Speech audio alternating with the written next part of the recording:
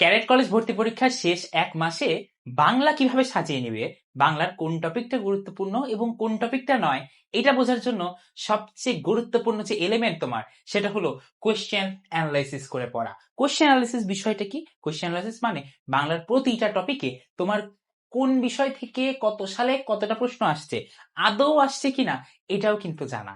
আর এই কোয়েশ্চেন অ্যানালাইসিসটা তুমি সবচেয়ে ইজিলি পেয়ে যাবে আমাদের ম্যাগনেট সাজেশন বইতে। তোমরা নিশ্চয়ই জানো আমার এবং তোমাদের আকাশ স্যারের সদ্য বের হওয়া বই ক্যাডেট কলেজের শেষ এক মাসের জন্য ক্যাডেট কলেজ অ্যাডমিশনের, সেটা হলো ম্যাগনেট সাজেশন বুক। 350 পাতার এই বইয়ে 4টা সাবজেক্ট সম্পর্কে কিন্তু তুমি এরকম সাজেশন পেয়ে যাচ্ছ। বাংলা কিন্তু তোমাদের 60 মার্কস কিন্তু অনেক মার্কস একটা অ্যাডমিশন টেস্টে। তুমি দেখো আমাদের বইতে আমরা কিভাবে সাজিয়েছি। দেখো, গল্প থেকে প্রতি সালে কতটা প্রশ্ন এসেছে, তারপর প্রবন্ধ থেকে কতটা প্রশ্ন এসেছে, এটা জানার উদ্দেশ্য কি? মেইনলি তোমরা যেটা ভয় পাও, ঠিক আছে, তোমাদের আমি মেইনলি দেখাবো হলো ব্যাকরণ পার্টটা। ব্যাকরণ পার্টটার মধ্যে সবচেয়ে ইন্টারেস্টিং যে বিষয়টা তুমি খুঁজে পাবা সেটা হলো, দেখো প্রতিটা টপিক থেকে তুমি কিভাবে, দেখো কবিতার ক্ষেত্রেও কিন্তু এরকম ভাবে তোমরা দেখতে পাচ্ছ, কবিতার ক্ষেত্রেও প্রতি বছরে কয়টা করে প্রশ্ন আসছে।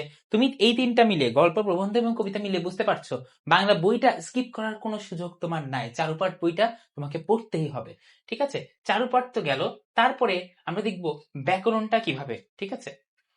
ব্যাকরণটা আমরা কিভাবে পড়বো, ব্যাকরণ কিভাবে পড়তে হবে, কোন টপিক গুলো পড়তে হবে, এটাও একটা সুনির্দিষ্ট ধারণা আমি তোমাদেরকে দিয়ে দিচ্ছি।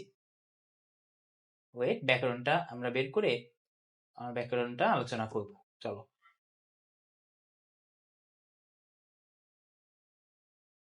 এই যে ধরো, খুবই গুরুত্বপূর্ণ জায়গা, খুবই মনোযোগ দিয়ে দেখবে, হ্যাঁ।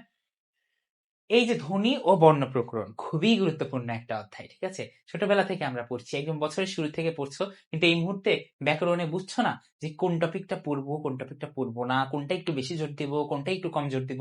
এই ধ্বনি ও বর্ণ প্রকরণ থেকে 2020 সাল বাদে প্রতি বছরে প্রশ্ন এসেছে। এর মানে কি? এর মানে এই টপিকটা অনেক গুরুত্বপূর্ণ টপিক। এই বছরও কোয়েশ্চেন আসার চান্স কি, প্রবাবিলিটি বা সম্ভাব্যতা হলো সর্বোচ্চ। সো তোমার কি কাজ করতে হবে? এই টপিকটা খুব ভালো মতো পড়তে হবে। আর এই টপিকটা খুব ভালো মতো পড়তে গেলে তোমার জানতে হবে এই টপিকে কোন কোন জিনিসগুলো সর্বোচ্চ গুরুত্বপূর্ণ। ওই জিনিসগুলোই কিন্তু আমরা প্র্যাকটিস আকারে তোমাদের এখানে দিয়ে দিয়েছি, ঠিক আছে? তোমরা দেখতে পাচ্ছ এখানে এমসিকিউ আছে, এবং এই এমসিকিউ গুলোর পরে তোমরা কিন্তু সেগুলোর উত্তরও পেয়ে যাচ্ছ, ঠিক আছে? দেখো, তোমরা সংক্ষিপ্ত প্রশ্নোত্তর এগুলোও কিন্তু তোমরা এই টপিক ভিত্তিক পেয়ে যাচ্ছ। এই যে টপিক ভিত্তিক এমসিকিউ, এগুলোর উত্তরমালা দেওয়া আছে। তারপরে নেক্সট টপিকে চলে যাই, দেখি। দেখো, সন্ধির থেকে বিগত বছরে কি টাইপের প্রশ্ন এসেছে, এগুলো কিন্তু তুমি পেয়ে যাচ্ছি। এই যে ধ্বনিতত্ত্ব, রূপতত্ত্ব, বাগর্থ, এগুলো সেগমেন্ট থেকে প্রতি বছর কতগুলো করে প্রশ্ন আছে জানা কিন্তু খুবই গুরুত্বপূর্ণ, ঠিক আছে? বাংলা যদি গ্রামারটা এভাবে কোয়েশ্চেন অ্যানালিসিস করে পড়ো এবং চারুপাঠ বইটা তোমার একদম ক্লিয়ার থাকে, যে কোনো অংশ থেকে প্রশ্ন করলে তুমি যদি উত্তর করতে পারো, তাহলে শিওর থাকো বাংলা অংশে 60-র মধ্যে 55+ পাওয়া তোমাকে কেউ আটকাতে পারবে না। জাস্ট রিটেন অংশটা, যেটা আমরা নির্মিত অংশ বলি, সেটা হলো ভাব সম্প্রসারণ বা অনুচ্ছেদ ইত্যাদি, যদি তুমি ভালো মতো লেখো, বাংলা অংশে তুমি 55+ পাবেই পাবে ইনশাল্লাহ।